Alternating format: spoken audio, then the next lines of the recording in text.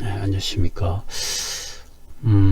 지금 부처님 경전에서 부처님 말씀을 그대로 제가 중간에서 이렇게 안내 전달해 드리는 입장이고, 제가 지어낸 이야기가 절대 아닙니다. 다 부처님 말씀에 다 나오는 이야기를 제가 해 드리는 것이고요.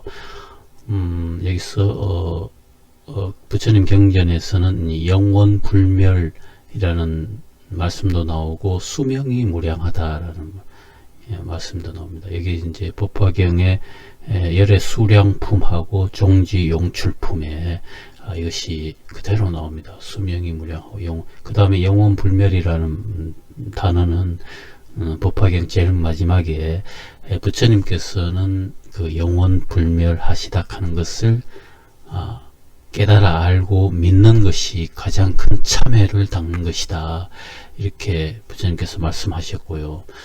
그래서 영원불멸하고 수명이 무량하다, 이런 말씀이 그대로 경전에 수도 없이 나옵니다. 상세하게, 아주 상세하게 나오죠. 종지용출품에서. 그 다음에 본래 부처님이시다, 이것도 경전에 그대로 나오는 것입니다. 그래, 본래부터 부처님이시다. 그래서 영급 전부터 1급이라고 하는 것도 엄청난 그 시간의 길이에요. 그런데 이 영급 전이라 하면은 그냥 쉽게 말하면 태초부터라고 보시면 됩니다. 태초부터 본래 부처님, 본래부터 부처님이셨다. 요게 이제 법화경의 그 종지용출품에 상세하게 나옵니다.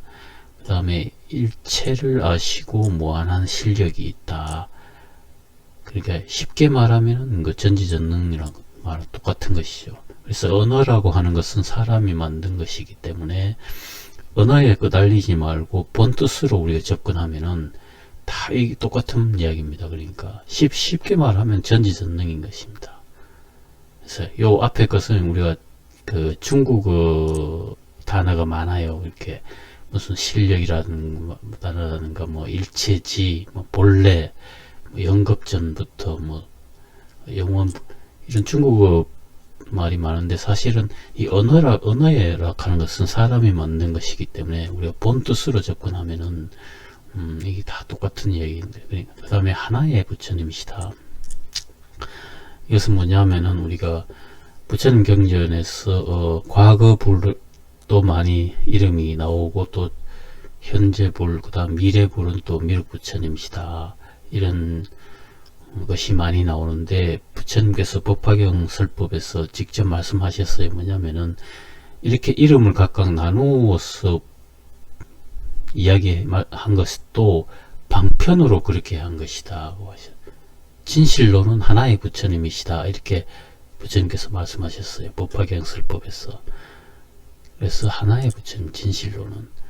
그리고 또 경전에서는 뭐 부처님의 분신 부처님 이렇게 나오시죠. 분신 부처님 또 있고, 그다음 과거 부처님, 뭐 미래 부처님, 이런 이름이 다 다르게 나오는데, 이름을 달리 그렇게 만들어 붙인 것도 방편으로 그렇게 달리 붙인 것이지, 실제로는 그 하나의 부처님이시다라고 말씀하셨죠. 진실로는. 그리고 하나의 아버지, 그러니까 아버지라고 하고, 또 우리 중생들은 부처님의 자녀라고 합니다. 경전에서는 아들 자자를 써서, 한글 번역에서는 뭐 부처님의 아들이 있다, 이렇게 번역이 되어 있기도 하지만, 아들이나 자녀나 똑같은 거예요. 그러니까 언어에 끄달리지 말고 본 뜻으로 우리가 접근하면은, 그러니까 이것이 무슨 뜻이냐 하면은, 부모 자식 간에 그런 뜻이 아니고, 그러니까 모든 중생의 본성에는 부처님 성품이 있다, 불성이 있다고 해서 아버지다, 자녀다, 이렇게 부르는 겁니다. 자, 여기서 우리가 한 가지 추가로 제가 설명드릴 부분은, 여기서 영원불멸하다 하고, 그 다음에 본래부터 태초부터 부처님이셨다 하는 것은 어느 부분에 상세하게 나오냐고 하면은, 법화경의 그 종지용출품이라고 거기서 상세하게 나오죠. 그러니까 이 서가모니 부처님께서 그 법화경설법 하시는 그런 희유한 자리가 마련이 되시는데, 그러니까 법화경설법이라 하는 것은 이 부처님께서 인간 세상에 오시는 것도 아주 희유한 일이지만은 오셨다고 해서 막바로 법화경을 설법할 수가 없는 거예요. 어린아이한테 대놓고 미묘진실법을 설할 수 없기 때문에 법화경 설법 그렇게 희유한 것입니다. 그렇기 때문에 온 우주에 계신 부처님의 분신 부처님과 보살님들이 모두 서가모니 부처님께 모여들었습니다. 그리고 서가모니 부처님 법화경설법을 들으시고 나서 그 우주에서 오신 그 경전에선 타방국토에서 온 보살님이라고 저기, 그래서 그 보살님들이 서가모니 부처님께 이렇게 말씀하셔요. 서가모니 부처님께서 이 사바세계에서 열반하시고 난 이후에 우리가 여기에 남아서 법화를 설법을 해둘 테니 염려하지 마십시오, 이렇게 말하자 그때 서가모니 부처님께서는 그칠지어다 선남자여, 이 사바국토에서도 수많은 보살들이 있느니라, 그 보살들이 법화를 설법할 것이다, 이렇게 말씀하시자 땅이 갈라지면서 그 땅 속에서 천만억의 보살이 나옵니다. 그래서 그 천만억의 보살이 나오자 수많은 권속을 거느린 보살도 있고 홀로 머무시는 보살도 있고 아주 수염이 희끗희끗하게 연로하신 보살님, 그렇게 많은 보살이 있는데 이는 서가모니 부처님께서 이렇게 말씀하세요. 이는 내가 그동안 제도한 바이고 나의 아들과 같으니라, 이렇게 말씀하시자 부처님 제자들이 어리둥절해 하면서, 부처님은 젊으신 분이신데 이렇게 연로하신 수많은 천만억의 보살이 그동안 내가 제도한 바이고 나의 아들과 같다고 하는 것은 쉽게 이해하기 어렵고 후대 사람들이 헤매는 마음을 낼 수 있기 때문에 후대 사람들을 위해서라도 상세히 설명해 주십시오, 이렇게 하자 서가모니 부처님께서는 그때 이렇게 말씀하시는 거예요. 뭐냐면은 그때 이 말씀하시기 전에 열애에 참되고 진실된 말을 잘 듣고 이해하고 믿을지어라, 이 말씀을 3번 하시고 이렇게 상세하게 설명했습니다. 뭐냐면은 일체 사람들이 부처님이라고 하면은 석시궁궐에서 나와서 보리수 아래서 성불한 딱 그것만 생각하는데, 그것이 아니고 진실로는 본래부터 부처님이셨다. 영겁전부터 태초부터, 쉽게 말하면은 태초부터 부처님이셨다. 진실로는. 그러니까 사람 몸으로 오신 부처님은 일대사 인연이고 하나의 큰 일을 인연으로 해서 사람 몸으로 방편으로 와서 보여주시기 위해서 사람 몸으로 오신 분이고, 그 이전에 본래 부처님, 그러니까 본래부터 태초부터 부처님이었기 때문에 영급전부터 이미 이 수많은 보살들을 내가 제도해왔고, 그러므로 그 수천만억의 보살은 나의 아들과 같다고 그렇게 말씀하신 것이 다 이해가 되시는 것이죠. 그러니까 이 영원 불멸하시고 수명무료다. 그래서 어디로부터 오시거나 가시거나 그런 분이 아니시고 항상 여기에 머물러 계시면서 영원 불멸하시다. 부처님은 그렇게 말씀하신 거예요. 그래서 그것을 이제 본래 부처님에서 본불이라고 합니다. 그래서 그 진실된 말씀을 부처님께서 직접 하신 말씀입니다. 제가 지어낸 얘기가 전혀 없고 저는 중간에서 부처님 말씀을 전달하는 그런 심부름, 일종의 심부름꾼의 그런 사람일 뿐이고, 제가 왜 이런 얘기를 지어내겠습니다. 제가 그냥 지어낸 것 아니고 부처님 경전에 부처님 말씀 그대로 말씀하신 것을 기록에 남겼고 그 기록을 그대로 제가 전달해 드린 겁니다. 그래서 자, 여기서 우리가 뭐냐면 이러한 지금까지 제가 말씀드린 이러한 법이 부처님 법을 한 자리에 46년간의 설법을 한 자리에 모으면 이런 탑의 모양과 같은데, 탑의 맨 상단부에 있는 이걸 진실법이라고 합니다. 진실법이라고. 요 밑에 탑의 하단부에 있는 부처님 법은 방편법이라고 해요. 그래서 지금 말씀드린 지금 말씀드린 요 부분도 진실법인데 이것이 이제 서양으로 전법이 됐습니다. 부처님 제자들에 의해서. 근데 지금 제가 지금 말씀드린 부분은 이 최상위 부처님법의 최상위 진실법 중에 한 부분을 제가 말씀드린 거예요. 지금까지 이 부분은. 근데 요 진실법이 서양으로 부처님 제자들에 의해서 전법이 됐다. 근데 부처님 당시에 인도 사회는 머리 좋은 사람은 다 이게 출가 수행해서 인생의 근본 문제를 완전한 깨달음을 얻고자 하는 것이 하나의 로망으로 여겼던 사회였어요. 그리고 그러한 수행자한테 민중들은 음식을 베풀어서 복덕을 짓고자 하는 것이 하나의 로망이었던 사회. 그러니까 환경이 아주 좋다는 거죠. 꽃이 활짝 필 수 있는 환경과 그러한 장소와 시대였다. 인도 사회는 그 장소와 시대를 선택해서 부처님께서 몸으로 오신 것입니다. 그런데 그에 반해서 그 시점의 서양 사회에는 아주 미개한 사회였어요. 그러니까 종교 씨앗이 거의 없는, 그러니까 아주 거칠고 미개한 사회였습니다. 사람을 죽여서 심장을 꺼내놓고 제단에 올려서 제사 지내는 그렇게 거칠은 사회로 부처님 제자들이 부처님법을 최상위 진실법을 서양으로 전법을 했기 때문에 이것이 원인이 돼서 오늘날 서양 사회가 이렇게 서양의 국토가 아름답게 발전이 됐다.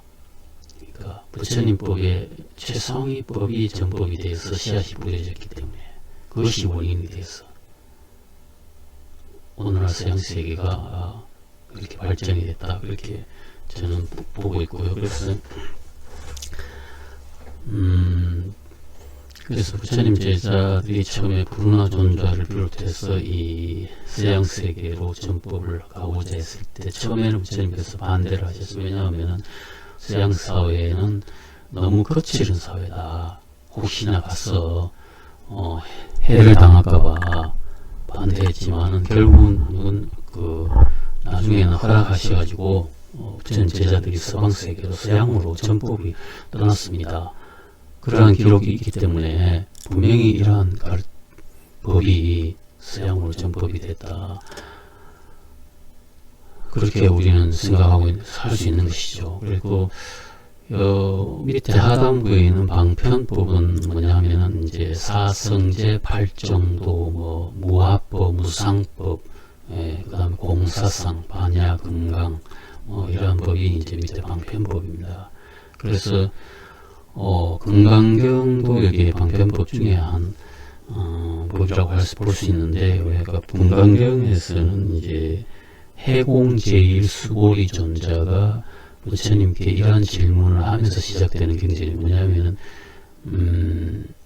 깨달은 마음을 일으킨 선남자 선여인이 그 깨달은 마음을 어떻게 머물며 번뇌의 마음을 어떻게 항복받아야 하겠습니까? 요 질문부터 시작해요. 그러면 요 질문은 뭐냐면 이 마음에 국한된 질문입니다. 그러니까 부처님께서는 딱 그 질문에 맞춰서 말씀하신 거예요. 모든 경전에서는 마음에 관한 질문을 했기 때문에, 그러니까 깨달은 마음을 일으킨 선남자 선여인이 그 깨달은 마음을 어떻게 머물며 번뇌의 마음을 어떻게 항복받아야 되겠습니까? 이 질문에부터 수보리 존자가 이런 질문을 한 거예요. 그래서 그 마음에 국한된, 그러니까 공사상을 표현한, 그러니까 금강경은 공사상이고 무화법, 무상법, 그런 이런 공사상의 어떤 최고의 경전이어야 됩니다. 금강경이.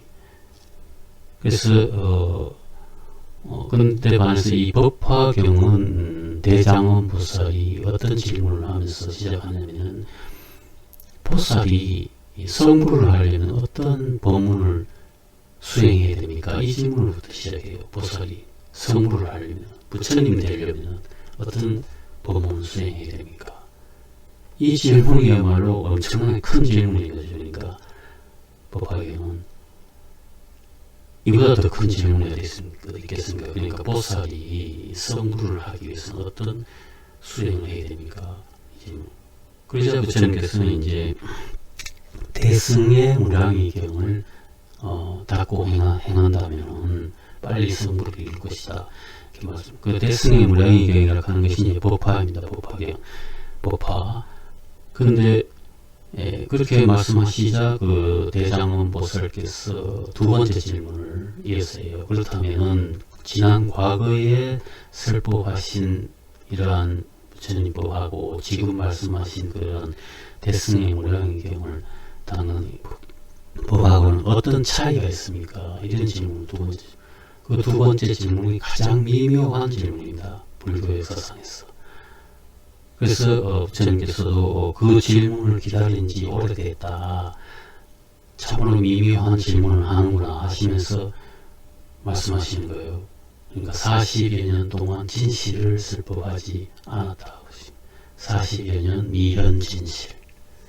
그래서 왜냐하면 여기에 대해서 설명하려면 상당히 긴 그 설명이 필요한데, 부처님께서는 본래 인간 세상의 설법을 하지 않고 막 바로 열반에 드시려고 결정하셨어요. 왜냐하면 부처님께서 깨달으신 이 미묘 진실법은 너무나 미묘해서 인간들한테 설법을 한들 사람들이 이해하지 못하고 오히려 욕할 것이다. 그렇다면 부처님 진실법 설법에 대해서 욕을 하면 그로 인해서 사람들이 사막도에 떨어지기 때문에 내 차라리 법을 설하지 않는 것이 이 중생들한테 더 이롭겠다, 이렇게 생각하신 거예요. 그러자 그 시점에 법천왕들이 내려와서 부처님 앞에 무릎을 꿇고 3번을 간청을 했습니다. 인간 세상에 법을 설해 주시라고. 사람들 중에서는 상중하의 근기가 있는데 상근기 중생들은 부처님의 이 미묘진실법을 이해할 수 있을 것이다, 이렇게 말씀하면서 이제 설득을 하시자. 그때 이제 그로 인해서 인간 세상의 설법이 이루어지게 된 거예요. 그런데 그렇다면 그 인간 세상이 처음부터 이 미묘진실법을 설하면 사람들이 이해하지 못하고 믿지 않을 것이다 하는 그 문제가 봉착이 되는 겁니다. 그 문제가. 그렇기 때문에 대기설법, 그러니까 단계별로 40여 년 동안 방편법을 설법하시고 후반부에 진실법을 설법하겠다고 하는 그러한 계획 하에 법륜을 굴리신 겁니다. 그래서 이 방편법으로서는 뭐 사성제, 팔정도, 무아법, 무상법, 무슨 공사상, 반야 이런 것이 다 방편법에 해당된다고 보시면 되고, 요 진실법, 그러니까 진실법은 본래부터 부처님께서 이 인간 세상에 이 진실법을 설법하시려고 사람 몸을 오신 거예요. 진실법을 설법하시려고. 그래서 아까 뭐라고 했죠? 그러니까 40여 년, 그러니까 두 번째 질문, 대장원 보살의 두 번째 질문, 그러니까 과거 40여 년 동안 설법하신 거하고 지금 대승의 무량의경을 닦고 행하는 이 법하고 어떤 차이가 다름이 있냐, 그 질문에 대한 답이 아까 그것이 보니까 40여 년 동안 진실을 설법하지 않았다고 하는, 40여 년 동안 방편법을 설법하고 지금의 진실법을 설법, 그러니까 그 차이가 있는 거예요. 그러니까 그렇기 때문에 요 부분은 무슨 의미냐면 이렇게 딱 전체 법의 체계를 딱 잡아주는 그 질문과 답변인 거죠. 대체계를. 과거의 법하고 지금 설법하는 법하고 어떤 차이가 다름이 있냐 하는 질문에 하는 과 답변에 하는 것은, 그러니까 46년간 설법의 법의 체계를 딱 잡아주는 질문과 답변입니다. 법의 체계. 이 질문과 답이 없다면 어떤 결과가 빚어지냐면 이 법이 그러니까 탑처럼 딱 쓰지 않고 지멋대로만 움직이면서, 그러니까 상위법이 하위법이 되고 하위법이 상위법이 되고, 그러니까 후대 사람들이 헤매는 마음에서 후대 사람이 다투게 된다는 거죠. 서로 자기가 들은 것이 최고의 법이라고 하면서 서로 다투게 되는 우리, 그러니까 그러한 것이, 이 두 번째 질문과 답변이 없다면 그렇게 된다는 겁니다. 이 두 번째 질문과 답변이 있었기 때문에 이렇게 법의 체계가 딱 잡히는 거예요. 법의 체계가. 그러니까 이것이 이제 속세의 학문에서 이런 비슷한 유사한 개념이 나옵니다. 뭐냐면은 속세의 법학이라는 학문에서는 어떤 용어가 있냐면 법의 위계질서라는 용어가 있어요. 그러니까 법이라고 하는 것이 그 뿌리법이 있고 잎사귀법이 있다, 이 뜻입니다. 쉽게 말하면. 그러니까 뿌리법은 상위법이고 잎사귀법은 하위법이다, 이렇게. 그러니까 뿌리와 잎사귀가 이렇게 있다는 거, 법이. 그러니까 속세 법학이라는 학문에서는 그런 개념이 있는가 반면에 이 부처님 가르침에서는 진실법과 방편법이 이런 용어로 이렇게 설명이 되고 있어요. 그러니까 진실법과 방편법. 그러니까 대장암보살의 그 두 번째 질문이 있었기 때문에 이렇게 법의 체계가 똑바로 이렇게 잡힐 수 있었다는 거죠. 만약 그러한 질문과 답변이 없다면은 후대 사람들이 지멋대로 자기 법이 최고라고 서로 우기면 서로 싸우게 된다는 거예요. 서로 싸우기. 그러니까 공사상이 최고다 이렇게 우기게 되고, 뭐 반야가 최고다 우기게 되고, 무슨 뭐 그렇게 이러한 체계가 답변이 있기 때문에 부처님의 그 법화경설법에서 대장암보살의 그 두 번째 질문과 부처님의 답변 말씀이 있기 때문에 그러한 다툼이 소지가 없어지고 딱 이렇게 질서가 딱 잡힌다는 겁니다. 이렇게까지 친절하게 설법을 하신 거예요. 부처님 경제는 이렇게까지 과학적이고 수학적이고 치밀하게 법을 남기셨습니다. 부처님 말씀을 남기신 거예요. 얼마나 이게 진짜 감탄할 일입니까? 다른 종교 같으면 이렇게 이만큼 친절하고 치밀한 종교가 있습니까? 말씀이 있습니까? 얼마나 이게 감탄스러운 일입니까? 그러니까 이 정도로 치밀하다는 거죠. 그러니까 진짜 반도체를 만드는 것처럼 참으로 치밀하고 친절한 가르침이시다. 이렇게 논리적으로 치밀한 가르침. 그러니까 다른 종교에서 이런 가르침이 있습니까? 이렇게 법의 체계를 잡아주는. 그때 그 법은 유치원생한테 쓰란 법이고, 그때 그 법은 중학생한테 쓰란 법이고, 그때 그 법은 고등학생한테 쓰란 법이고, 지금 쓰라는 이 법은 대학생과 대학원생한테 쓰라는 법. 쉽게 말하면 요런 뜻이에요. 그러니까 요렇게까지 친절하게 딱 모든 것을 딱 질서를 잡아주는 말씀까지 이렇게 있다는 겁니다. 참으로 기가 막히는 거죠. 그러니까 그래서 그것은 거기까지 말씀드리고, 그러니까 이러한 부처님의 그 최상위 진실법이 서양으로 전법이 되어서 서양의 사회에 씨앗이 뿌려지. 그렇기 때문에 서양이 이 부처님법의 최상위 진실법을 근거로 해서 서양 세계가 이렇게 아름다운 국토로 변화가 되었다는. 그러니까 옛날에는 아주 미개한 사회였어요. 그러니까 서양 사회가 아주 미개하고 거칠은 사회였는데 사람을 죽여서 심장을 꺼냈고 거기서 제사를 지내는 그런 행위를 하던 서양 세계가 이렇게 부처님의 최상위 진실법이 그쪽으로 전파되어 있고 씨앗이 뿌려졌기 때문에 그것이 원인이 돼 가지고 지금 아름다운 국토로 발전이 됐다. 저는 그렇게 생각하고 있습니다. 그래서 이러한 법을 제가 소개를 해드리는 것이고, 이것은 제가 지어낸 얘기가 아니고 여기서 모든 말씀은 다 부처님 경전에서 부처님 말씀을서 나오는 것을 제가 소개해 드린 겁니다. 자, 다음에 또 상세하게 말씀드리겠습니다.